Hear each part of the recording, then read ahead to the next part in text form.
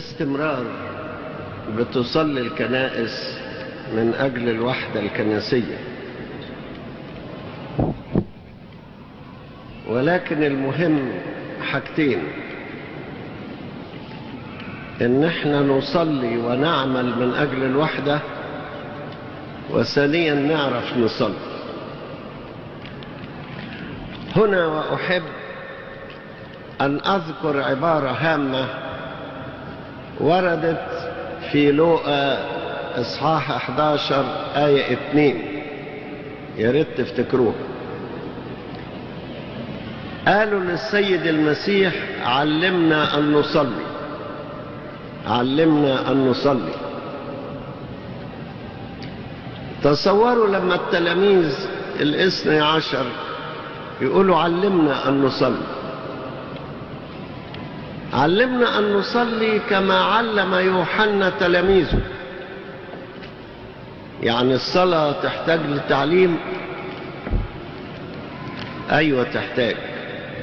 مش كل إنسان بيعرف يصلي، مش كل إنسان بيعرف يصلي. لذلك من الكلمات الجميلة التي قيلت عن إيليا النبي في يعقوب إصحاح 5: إيليا كان إنسانا مثلنا ومع ذلك صلى صلاة. يعني إيه صلى صلاة؟ يعني صلاة بجد، مش مجرد كلام الناس بيدردشوا بيه. صلى صلاة. فهل أنت بتصلي صلاة؟ حنا أم صموئيل النبي لما كانت مرة النفس وعايزة ربنا يديها طفل تولده، صلت صلاة من عمق قلبها، شفتاها تتحركان وصوتها لا يسمع، وبكت بكاء ونزرت نزرا، لدرجة من عمق صلاتها عالي الكاهن افتكرها سكرانة. ادي الصلاة. ناس كتير بيتكلموا مع ربنا ومع ذلك جايز الملائكة يقولوا: الناس دول ما صلوش النهاردة. ليه؟ ما وصلتش الصلاة، ما وصلتش.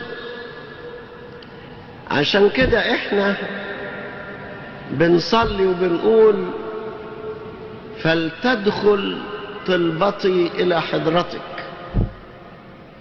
فلتدن وسيلتي قدامك ولتدخل طلبتي إلى حضرتك. صلاة بجد. ما ياما ناس بيتكلموا ولكنه بيتكلموا مع ربنا ولكن مش صلاة. اهو كلام لكن مش صلاة.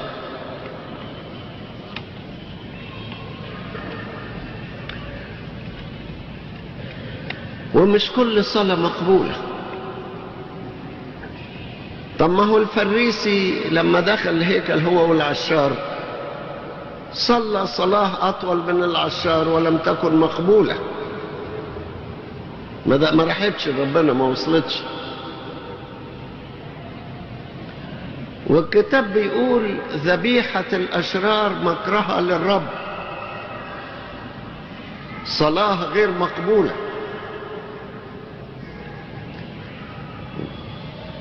وبيقول في سفر أشعياء النبي الإصحاح 1: حين تبسطون أيديكم أستر وجهي عنكم، وإن أكثرتم الصلاة لا أسمع، أيديكم ملآنة دما. إذن الصلاة علشان تبقى مقبولة لابد أن تكون من قلب نقي. وإن لم يكن القلب نقيا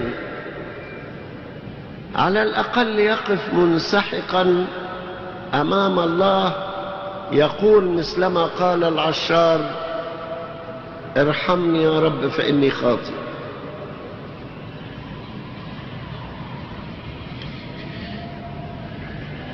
علمنا يا رب أن نصلي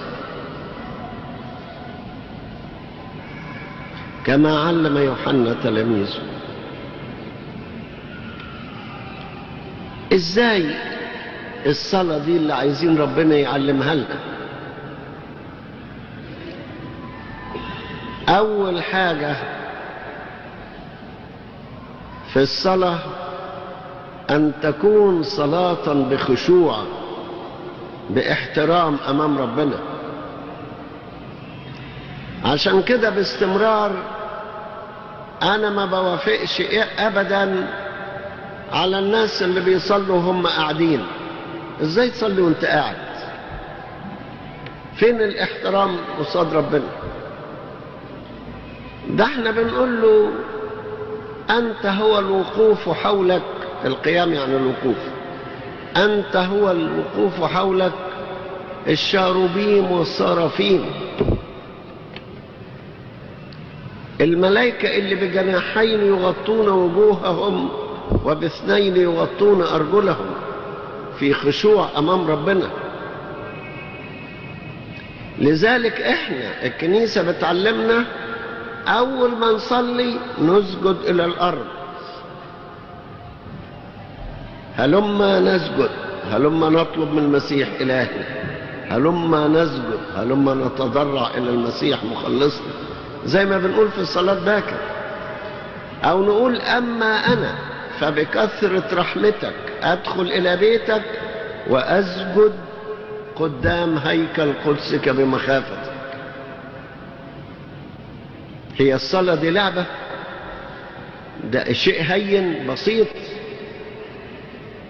إنسان لابد أن يصلي بخشوع، يصلي من عمق قلبه، شاعر بأنه واقف قصاد رب السماء والأرض، خالق السماء والأرض، ملك الملوك ورب الأرباب، الذي تخشع أمامه الملائكة وتسجد أمامه كل القوات المقدسة. ولذلك ما يجيش واحد كده على طول يروح رافع ايديه يقول يا رب اعمل واعمل. ايه ده؟ انحني أمام الله في خشوع.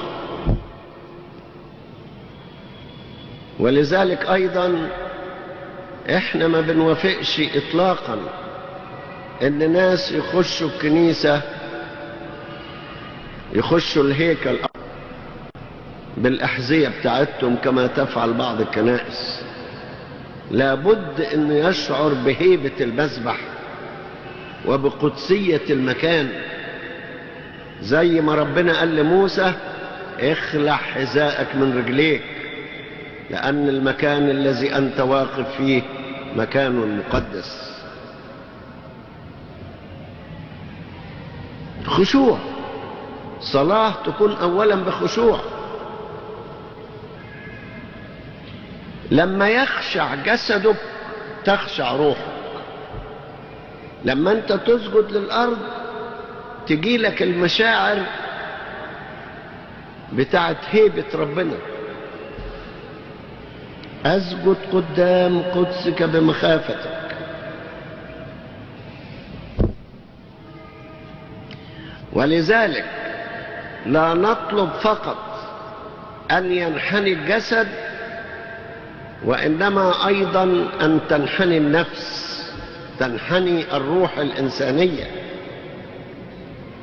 زي ما داود قال لصقت بالتراب نفسي، ما قالش لصقت بالتراب رأسي، قال لصقت بالتراب نفسي. النفس خاشعة أمام الله. بنقول في المزمور ارحمني يا رب فإني ضعيف، اشفيني فإن عظامي قد اضطربت. إذا كانت الملائكة تقف خاشعة، يبقى أنت الإنسان الترابي البسيط ما تقفش خاشع أمام الله.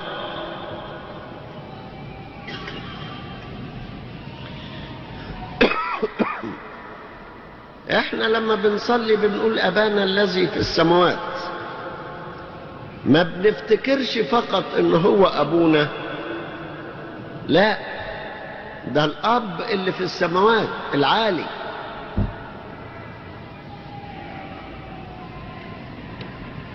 ما قالش قولوا أبانا بس، قال قولوا الذي في السماوات، عشان تتذكر علو الله وسموه. ولذلك لما بنصلي بنرفع أعيننا إلى فوق. بنرفع ليه؟ عشان نتذكر ربنا في السماء. طب ما هو ربنا في السماء وفي الأرض، لكن بنرفع عينينا عشان نتذكر علو الله فتتخشع نفوسنا.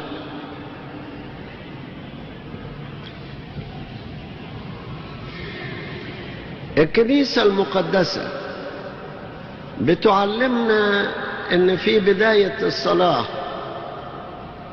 بنقول المزمور 50 اللي بدايته ارحمني يا الله كعظيم رحمتك، اللي بنقول فيه لك وحدك أخطأت والشر قدامك صنعت،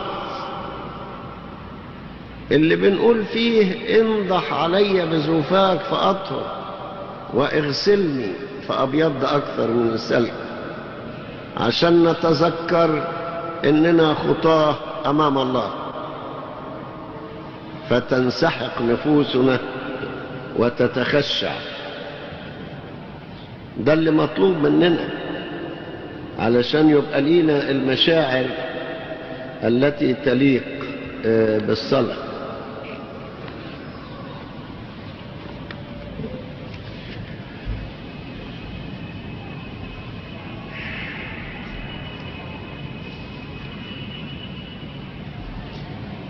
كتير من المزامير وخصوصا في صلاة الساعة 9 نقول الرب قد ملك فلترتعد الأرض، فلتتزلزل الأرض ولترتعد الشعوب.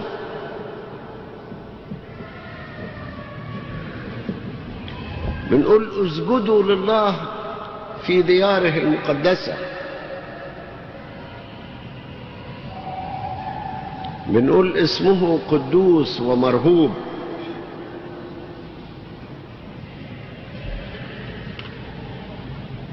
نقول فلندخل إلى مساكنه ولنسجد في الموضع الذي استقرت فيه قدماه.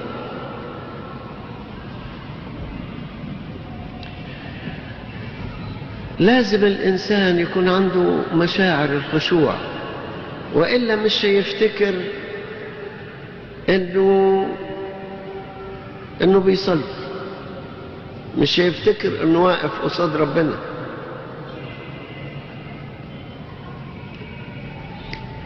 حاجة تاني مهمة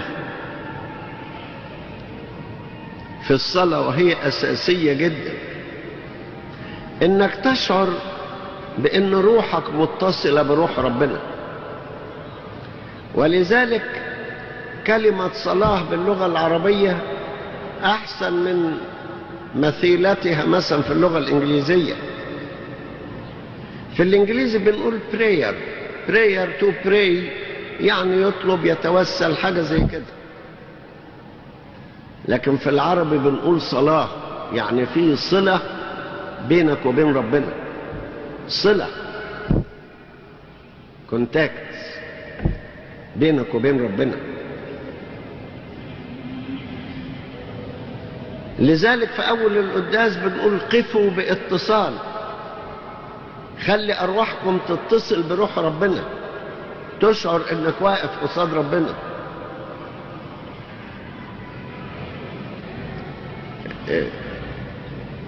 النجفة دي جايز تكون نجفة جميلة في شكلها وبتدي نور، وجايز الكشافات دي بتدي نور قوي، لكن مش المهم في عدد اللمبات ولا في قوة النور. المهم ان اللمبة دي متصلة بمصدر النور، متصلة بالكابلات، والكابلات متصلة بمصدر النور. لو جبت اعظم لمبة واجمل لمبة وما فيش اتصال بينها وبين الكابلات زي قلتها.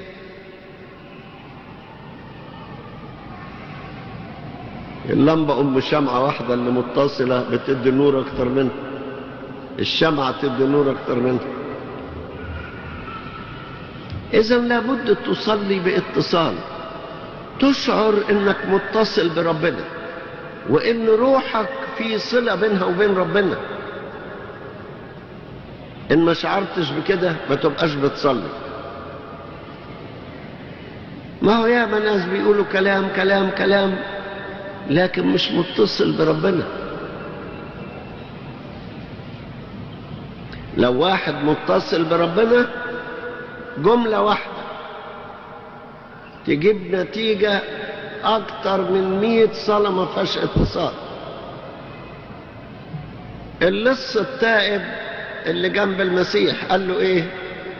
اذكرني يا رب متى جئت في ملكوته.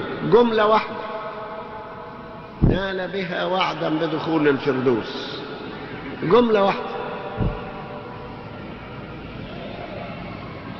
العشار قال ارحمني يا رب فإني خاطئ. جملة واحدة فخرج مبررا لأنه كان بيقولها من قلبه بصلة بينه وبين ربنا، شاعر بربنا اللي واقف قصاده وبيكلمه على اعتبار انه متصل بيه.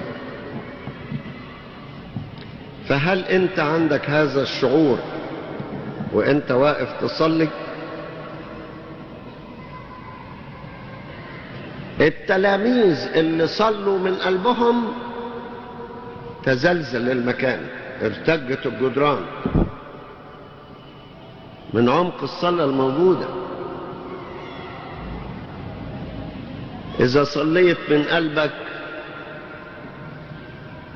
تبص تلاقي واحد من 24 قسيسا الوقوف أمام عرش الله يجري على طول ويقترب منك ويأخذ صلاتك ويحطها في مجمرته الذهبية ويصعد بها إلى فوق. وصلت الصلاة، وصلت. كم من الصلوات لا تصل؟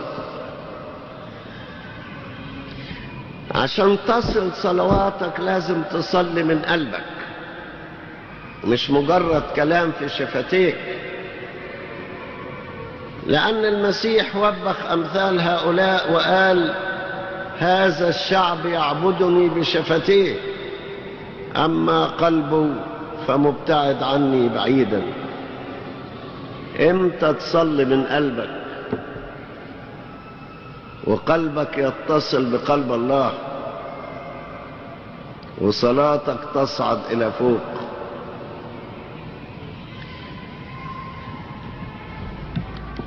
ياما واحد بيقول كلام كتير ولم يصعد منه شيء لأنه مش من قلبه. اللي بيصعد هو الشيء اللي من قلبك أيا كان النوع. يعني إذا كان انسحاق أو تواضع يكون من قلبك، إذا كان توبة وطلب المغفرة يكون من قلبك، إذا كان شكر يكون من قلبك، إذا كان تمجيد وتسبيح يكون من قلبك. هذه الصلاة، صلاة من قلبك.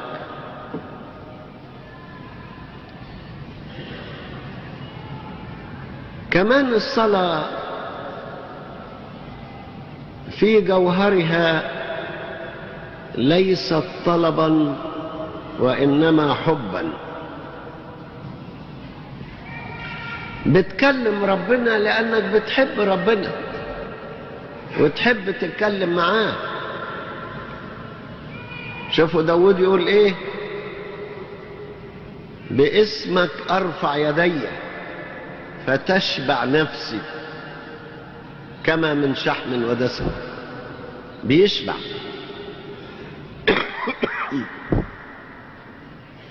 بيرى ان الصلاة هي اشتياق الى الله، اشتياق المحدود الى غير المحدود.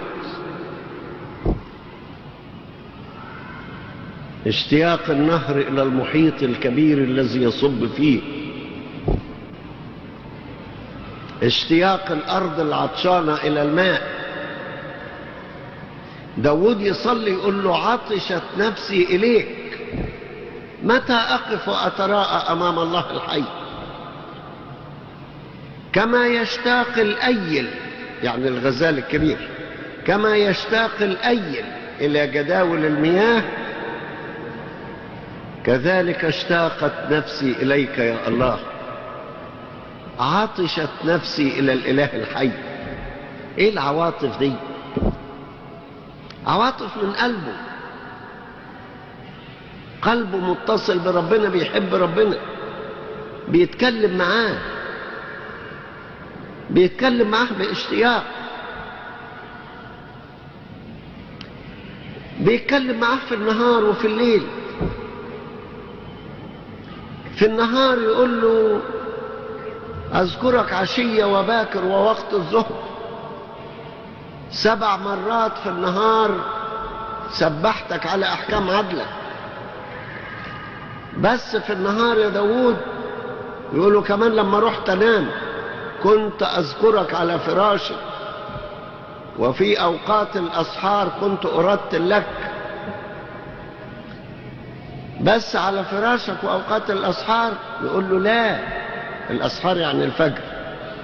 يقول: سبقت عيناي وقت السحر لأتلو في جميع أقوالك. وبعد صلاة النهار والليل يجي يقول له: يا الله أنت إلهي، إليك أبكر، عطشت نفسي إليك. لحقت من السحر وقبل السحر، لحقت تعطش. يقول: متى أقف وأتراءى أمام الله؟ قلب بيحب قلب، بيتصل بيه. لكن احنا نيجي نصلي ونلاقي الصلاة ثقيلة علينا، ونقعد نبص في الساعة: ها فاضل قد ايه؟ طيب اهو على الله نخلص منها على خير. ايه يا حبيبي الكلام ده؟ هي دي صلاة؟ امال لما تطلع فوق في الفردوس تعمل ايه؟ تزهق من ربنا ومن القعاد معاه؟ ما دام ما انت ما اتمرنتش تقعد معاه على الارض، ازاي هتقعد معاه فوق؟ تقول له: اديني اجازة اسيبك وانزل للارض شوية؟ ربنا عايز قلوب مقتربة اليه، ملتصقة بيه. دي حكاية ملتصقة عبارة عجيبة جدا. بيقول: اما انا فخير لي الالتصاق بالرب. أما أنا فخير لي الالتصاق بالرب. تلاقيها في مزمور لطيف، مزمور 73: أما أنا فخير لي الالتصاق بالرب. يقول: نصيبي هو الرب قالت نفسي. من أجل هذا أرجوك، كل واحد له نصيب، أما نصيبي أنا فهو الرب. عشان كده الإكليروس سموهم إكليروس، لأن كلمة إكليروس يعني نصيب، ده نصيب الرب دول.